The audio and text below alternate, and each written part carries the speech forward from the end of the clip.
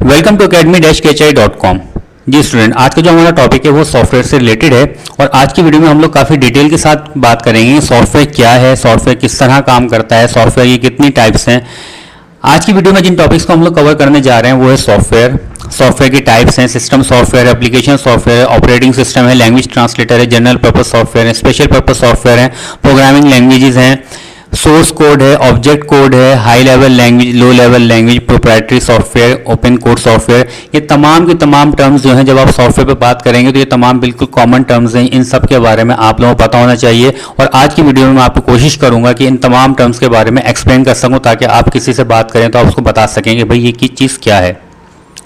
सबसे पहले हम बात करते हैं सॉफ्टवेयर क्या है। सॉफ्टवेयर को समझने से पहले मैं आपको एक एग्जाम्पल देता हूँ। अगर आप इस वक्त मार्केट से एक नया लैपटॉप या एक डेस्कटॉप परचेज करके लेकर आ जाएं, उसको लाके अपने कमरे में रखें, उसमें ऑपरेटिंग सिस्टम इंस्टॉल नहीं है। इस वक्त आपने बिल्कुल न्यू डब्बा पैक आपने सिस्टम उठाया है, तो जब बिल्कुल न्यू सिस्टम उठाते हैं तो आमतौर पर उसके अंदर ऑपरेटिंग सिस्टम इंस्टॉल नहीं होता। अच्छा, जब ऑपरेटिंग सिस्टम इंस्टॉल नहीं है, आपने 1 लाख रुपए का सिस्टम लेकर आए, क्या वो काम करेगा? बिल्कुल भी नहीं करेगा। क्यों? उसमें बेहतरीन किस्म की हार्ड डिस्क लगी हुई है, रैम लगी हुई है, प्रोसेसर लगा हुआ है, कोर i7 लगा हुआ है, सही है, और मतलब सारे अच्छी अच्छी एसेसरीज लगी हुई है, लेकिन कोई भी काम नहीं करेगा। वजह यह है कि भाई आपका जो हार्डवेयर है उसको कौन बताएगा कि यार तुमने ऑन होना है, तुमने ऑफ होना है, तुमने इस तरह प्रोसेसिंग करनी है, प्रोसेसिंग का डेटा तुम्हें यहाँ से मिलेगा, प्रोसेस तुमने फला प्रोसेस इसके ऊपर करना है, प्रोसेस करने के बाद तुमने आउटपुट कहाँ पे देनी है, मॉनिटर को कौन बताएगा कि भाई जब आउटपुट कहाँ से आएगी तो मैंने डिस्प्ले करवाना है, सही है, और अपना कीबोर्ड को या माउस को कौन बताएगा कि भाई तुम्हारे पास जो इंस्ट्रक्शन है किस फॉर्मेट में कन्वर्ट होकर कंप्यूटर के अंदर जाएगी। ये तमाम के तमाम बातें जो हैं कंप्यूटर के हार्डवेयर को बताने की ज़रूरत पड़ती है। तो सॉफ्टवेयर जो है वो सेट ऑफ इंस्ट्रक्शन है जो कि कंप्यूटर के हार्डवेयर को बताता है कि भाई तुमने काम किस तरह करना है, तुमने क्या काम करना है, सही है, और तुमने कैसे रन करना है। तो सॉफ्टवेयर को अगर हम डिफाइन करना चाहें, software is the set of instruction which directs the computer hardware to perform a task. यानी ये कंप्यूटर के हार्डवेयर को बताता है कि भाई तुमने काम किस तरह करना है। आपके सामने पिक्चर नजर आए, देखें, ये हार्डवेयर है, आपके कंप्यूटर का हार्डवेयर है। इस हार्डवेयर को सॉफ्टवेयर ने अच्छी तरह फुल तरीके से घेरा हुआ है, सही।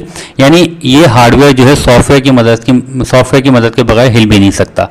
आपने कंप्यूटर को पावर ऑन किया, पावर ऑन करने के बाद जैसे ही आप पावर का बटन ऑन करेंगे तो ये फौरन इसका हार्डवेयर जो है सॉफ्टवेयर को सर्च करने की कोशिश करें, हाँ भाई ऑपरेटिंग सिस्टम कोई मौजूद है जो मुझे बताए, मुझे रन करे।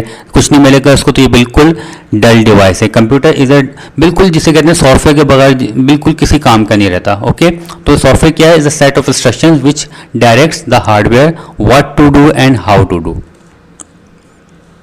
देखिए, सॉफ्टवेयर जो है, अभी हमने बात करी सेट ऑफ प्रोग्राम है, जो कि सेट ऑफ इंस्ट्रक्शन है जो कि कंप्यूटर के हार्डवेयर को बताते हैं हाँ भी काम किस तरह करना है। लेकिन सॉफ्टवेयर की मजीद कुछ टाइप्स हैं।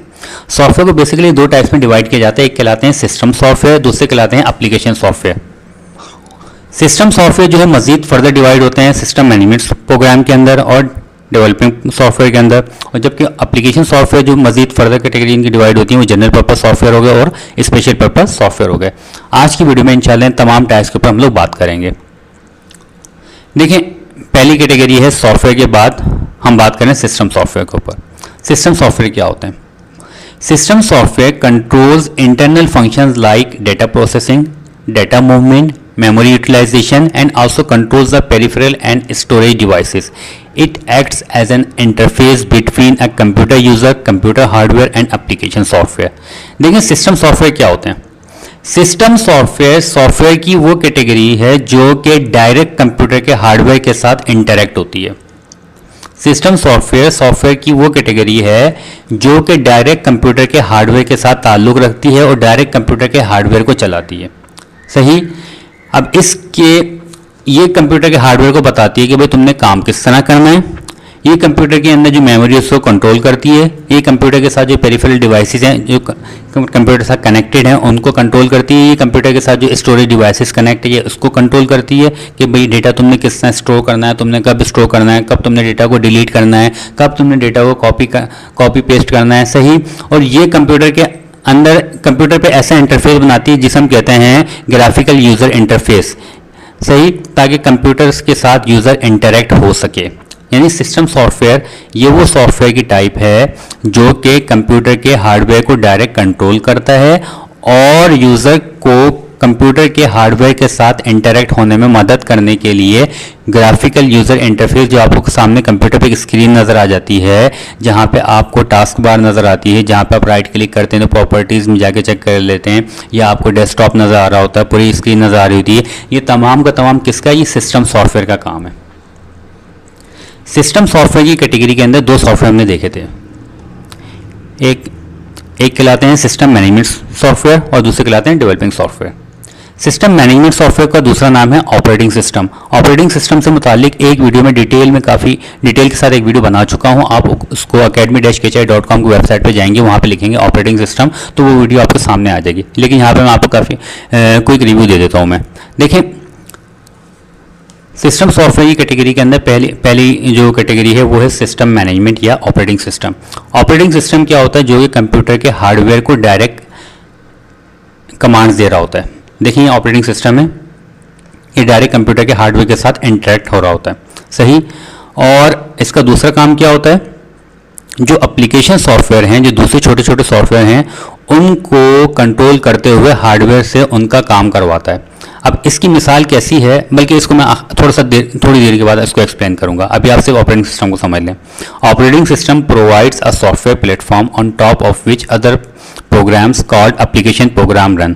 ये एक ऐसा प्लेटफॉर्म प्रोवाइड करता है जिसके ऊपर दूसरे छोटे छोटे जो प्रोग्राम होते हैं वो आके उसके ऊपर रन कर रहे होते हैं, और ये डायरेक्ट हार्डवेयर के साथ कम्युनिकेट कर रहा होता है। इसका काम क्या होता है, इसका काम ये तो प्रोवाइड यूजर इंटरफेस, यूजर को जो है ग्राफिकल यूजर इंटरफेस प्रोवाइड कर रहा होता है, जहां से यूजर जो है कंप्यूटर स्क्रीन से इंटरेक्ट हो जाता है। मैनेज सिस्टम मेमोरी, सिस्टम की मेमोरी को मैनेज कर रहा होता है। Control access to system resources, system के जितने भी रिसोर्सेज हैं उनके एक्सेस को कंट्रोल कर रहा होता है। इसकी मदद से आप हार्ड डिस्क को भी कंट्रोल कर सकते हैं। इसकी मदद से जो है आप सीडी रोम को ऑन ओपन या क्लोज भी कर सकते हैं। इसकी मदद से जो है आप माउस को, कीबोर्ड को यूज कर सकते हैं। मल्टीटास्किंग, इसका दूसरा काम यह है कि मल्टीपल एप्लीकेशंस को एक साथ, मल्टीपल इंस्ट्रक्शंस को एक साथ परफॉर्म करवाता है, सही। तो यानी ये सिस्टम सॉफ्टवेयर की एक कैटेगरी है जिसे हम कहते हैं सिस्टम मैनेजमेंट या ऑपरेटिंग सिस्टम। और सिस्टम सॉफ्टवेयर की ही दूसरी कैटेगरी है जिसे हम कहते हैं लैंग्वेज ट्रांसलेटर। लैंग्वेज ट्रांसलेटर का काम क्या होता है, ये भी एक सिस्टम सॉफ्टवेयर है, और इसका काम ये होता है, language translator converts programming language into 1 and 0 format. देखें, आपने अगर मेरी कंप्यूटर से मुतालिक वीडियो है कंप्यूटर क्या है, तो academy-kchi.com की वेबसाइट पे जाइएगा, वहाँ पे लिखिएगा कंप्यूटर, सही, सिर्फ कंप्यूटर लिख दीजिएगा तो एक वीडियो आ जाएगी। उसमें मैंने बताया कि कंप्यूटर एक हार्डवेयर डिवाइस है और जिसका काम जो कि सिर्फ और सिर्फ 1010 के लैंग्वेज को समझती है, यानी कंप्यूटर की ज़बान क्या 1010 बाइनरी लैंग्वेज है, सही। अब यहाँ पे हम बात कर रहे हैं सॉफ्टवेयर ये होता है, सॉफ्टवेयर ये होता है, लेकिन यह सॉफ्टवेयर अगर आपने देखा होगा, software is a set of instructions हैं, सही। उसको कोई भी प्रोग्रामर लिख देता है, लिखने के बाद, लेकिन प्रोग्रामर जब भी लिखता है तो वो कमांड्स की फॉर्म में लिखता है। उस कमांड्स की फॉर्म को 1010 के फॉर्मेशन में कन्वर्ट कौन करता है ताकि हार्डवेयर उसको समझ ले, तो ये लैंग्वेज ट्रांसलेटर होता है। इसका काम क्या होता है, ये उस प्रोग्राम को या उस सॉफ्टवेयर को 1010 के फॉर्मेट में कन्वर्ट करता है। कन्वर्ट करने के बाद फिर हार्डवेयर इस काबिल होता है कि इस 1010 के इंस्ट्रक्शन को समझ सके, क्योंकि हार्डवेयर जो होता है वो टोटली इलेक्ट्रॉनिक सर्किट्स होते हैं, वो टोटली इलेक्ट्रॉनिक डिवाइसेस होते हैं। उनको नहीं पता सॉफ्टवेयर की इंस्ट्रक्शंस क्या होती हैं, उनको नहीं पता C++ लैंग्वेज क्या होती है, उनको नहीं पता C#, जावा, कोबोल लैंग्वेज क्या क्या, उनको नहीं पता। और उनको सिर्फ ये पता है कि भाई हमने 1010 की जबान को समझना है, बाइनरी कोड को समझना है हमने। तो ये बाइनरी कोड जो है कौन जनरेट करता है, लैंग्वेज ट्रांसलेटर करता है। लैंग्वेज ट्रांसलेटर की बेसिकली दो टाइप्स होती हैं, एक कहलाता है कंपाइलर, एक कहलाता है इंटरप्रेटर। कंपाइलर और इंटरप्रेटर में फर्क क्या होता है, कंपाइलर का काम ये होता है कि भाई ये भी 1010 में कन्वर्ट कर रहा होता है, इंटरप्रेटर भी काम किया होता है 1010 में कन्वर्ट कर रहा होता है। लेकिन इंटरप्रेटर ये होता है, इंटरप्रेटर पूरी इंस्ट्रक्शंस, कंपाइलर जो होता है, इसको जब आप पूरा एक प्रोग्राम लिख के देते हैं, देने के बाद कंपाइलर उस पूरे प्रोग्राम को एक साथ 1010 के फॉर्मेशन में कन्वर्ट करके आगे दे देता है। जबकि इंटरप्रेटर का काम क्या होता है, जो आपको इंस्ट्रक्शन मिल रही थी उसको पर इंस्ट्रक्शन को, हर इंस्ट्रक्शन को 1 by 1 कन्वर्ट कर रहा होता है। अब ये दोनों इस तरह क्यों करते हैं, एक साथ करने में क्या फ़ायदा है, 1 by 1 करने में क्या फ़ायदा है, ये तो उन लोगों को ज़्यादा पता है, उन लोगों को ज़्यादा नॉलेज है जो कि इस कंप्यूटर प्रोग्राम पे काम कर रहे होते हैं, ये उनका टॉपिक है, उसको तो फिलहाल छोड़ दें। लेकिन इनमें बेसिकली फ़र्क ये है, सही। तो बेसिकली लैंग्वेज ट्रांसलेटर की ही ये दोनों टाइप हैं। लैंग्वेज ट्रांसलेटर का काम क्या होता है, सॉफ्टवेयर को 1010 की फॉर्मेशन में कन्वर्ट करना। ओके, अभी तक हमने बात कही हमने ये वाला सेटअप देख लिया। यानी सिस्टम सॉफ्टवेयर क्या होता है, इसका काम क्या होता है, controls the internal computer operations. Internal computer operations को कंट्रोल करने के लिए बेसिकली इसकी मजीद दो कैटेगरीज होती हैं, एक कहलाते हैं सिस्टम मैनेजमेंट सॉफ्टवेयर और दूसरे कहलाते हैं developing software. System management software के अंदर हमने ऑपरेटिंग सिस्टम पे बात कर ली। ऑपरेटिंग सिस्टम क्या होते हैं, जो कि पूरे सिस्टम के हार्डवेयर को डायरेक्ट इंटरैक्ट होकर कंट्रोल कर रहे होते हैं, डायरेक्ट हार्डवेयर को डायरेक्ट इंस्ट्रक्शन दे रहे होते हैं और यूजर को ग्राफिकल यूजर इंटरफेस प्रोवाइड कर रहे होते हैं ताकि वो कंप्यूटर हार्डवेयर के साथ इंटरैक्ट हो सके। और इसी की दूसरी कैटेगरी है डेवलपिंग सॉफ्टवेयर, जिसमें हमने बात कही लैंग्वेज ट्रांसलेटर की। लैंग्वेज ट्रांसलेटर क्या होता है, उस सॉफ्टवेयर को, जो भी सॉफ्टवेयर आपको लिख के कंप्यूटर के अंदर डाला जाता है उसको 101010 की फॉर्मेशन में कन्वर्ट कर देना। ओके, ये साइड हमने कवर कर ली। अब हम आते हैं इस साइड के ऊपर, एप्लीकेशन सॉफ्टवेयर। एप्लीकेशन सॉफ्टवेयर क्या होता है, application software runs on system software to perform any specific task, word processor, web browser, media player and etcetera. देखिए हमने यहाँ पे बात कही थी, देखिए ऑपरेटिंग सिस्टम जो था हमारा सिस्टम सॉफ्टवेयर, हमने जब ऑपरेटिंग सिस्टम की बात करें हमने कहा था ऑपरेटिंग सिस्टम का काम क्या होता है, यूजर को इंटरफेस प्रोवाइड कर रहा होता है, प्लस यहाँ पे लिखा हुआ कि दूसरे प्रोग्राम्स को रन करने में मदद कर रहा होता है। ये दूसरे प्रोग्राम जो होते हैं छोटे छोटे, ये कहलाते हैं एप्लीकेशन सॉफ्टवेयर। एप्लीकेशन सॉफ्टवेयर वो सॉफ्टवेयर होते हैं जो कि डायरेक्ट हार्डवेयर के साथ इंटरैक्ट नहीं होते, वो ऑपरेटिंग सिस्टम की मदद से हार्डवेयर के साथ इंटरैक्ट होते हैं। एप्लीकेशन सॉफ्टवेयर कौन कौन से होते हैं, एप्लीकेशन सॉफ्टवेयर जिससे आपका मौजूदा फायरफॉक्स हो गया, फोटोशॉप हो गया, आपका पेंट ब्रश हो गया, आपका माइक्रोसॉफ्ट वर्ड हो गया, सही है, या कोई भी जैसे एंटीवायरस हो गया, फ्लैश प्लेयर हो गया, या कोई भी जैसे मैसेंजर हो गया। ये वो प्रोग्राम होते हैं जो कि किसी एक खास टास्क के लिए डिजाइन किए जाते हैं। आप फायरफॉक्स से जो है एंटीवायरस का काम नहीं ले सकते, आप एंटीवायरस से जो है वेब ब्राउजर का काम नहीं ले सकते, आप फोटोशॉप से जो है माइक्रोसॉफ्ट वर्ड का काम नहीं ले सकते, वर्ड से जो है फोटोशॉप का काम नहीं ले सकते। यानी ये तमाम के तमाम सॉफ्टवेयर वो सॉफ्टवेयर होते हैं जो किसी एक खास स्पेशल पर्पस काम के लिए डिजाइन किए जाते हैं, यानी किसी एक खास एप्लीकेशन के लिए डिजाइन किए जाते हैं। इसी वजह से हम उनको कहते हैं application software. Okay, application software पे दो टाइप के होते हैं, एक कहलाते हैं specific software, special purpose software, या और कुछ कहलाते हैं general purpose software. General purpose software के अंदर आपके पास मेन एग्जांपल है आपके पास माइक्रोसॉफ्ट ऑफिस, वो उसको जनरल पर्पस इस वजह से कहते हैं कि वो तकरीबन समझ लें कि software develop for a general customer. हर बंदे के लिए उसको रिक्वायरमेंट होती है, हर बंदे को टाइपिंग की भी रिक्वायरमेंट है, एक्सेल की भी रिक्वायरमेंट है, माइक्रोसॉफ्ट पावर पॉइंट की भी रिक्वायरमेंट है। इस तरह से इन सॉफ्टवेयर को हम कहते हैं जनरल पर्पस सॉफ्टवेयर, ऐसे सॉफ्टवेयर जिनकी जरूरत आम पब्लिक को होती है। लेकिन स्पेशल पर्पस सॉफ्टवेयर या यूजर रिटर्न सॉफ्टवेयर ये वो सॉफ्टवेयर होते हैं जो कि किसी खास बंदे के लिए या किसी खास पर्टिकुलर ऑर्गेनाइजेशन में डिजाइन किए जाते हैं। मिसाल के तौर पर एक ऑर्गेनाइजेशन है, वो ये बोलती है कि भाई आप एक काम करो कि हमारे पास हमारे जितने भी एम्प्लॉय हैं उनका एक डेटाबेस बनाओ और बताओ कि भाई हमने उनकी इंक्रीमेंट लगानी है, हम एक जगह लिखें सबका इंक्रीमेंट लग जाए, हमने उनकी कुछ छुट्टियों का रिकॉर्ड रखना है, हमने उनकी एम्प्लॉयमेंट का रिकॉर्ड रखना है। यानी किसी खास ऑर्गेनाइजेशन के किसी खास पर्पस के लिए इनको डिजाइन किया जाता है, इस वजह से इनको कहते हैं स्पेशल पर्पस सॉफ्टवेयर या यूजर रिटर्न सॉफ्टवेयर। ओके, देखिए ये हमने सारी बातें कर ली, हमने सॉफ्टवेयर पे बात कही, फिर हमने एप्लीकेशन सॉफ्टवेयर बात कही जो किसी खास पर्पस के लिए डिजाइन किए जाते हैं, फिर इसमें स्पेशल पर्पस भी होते हैं और जनरल पर्पस भी होते हैं। ओके जनाब, अब हम बात करें प्रोग्रामिंग लैंग्वेज की। प्रोग्रामिंग लैंग्वेज वो टूल है, ये भी प्रोग्रामिंग लैंग्वेज भी इज ए सॉफ्टवेयर। ओके, ये भी जो है किस पे चल रहा होता है, ये ऑपरेटिंग सिस्टम के ऊपर चल रहा होता है। तो ऑपरेटिंग सिस्टम बेसिकली अगर मैं स्टार्टिंग वाली वीडियो आपको दिखाऊं,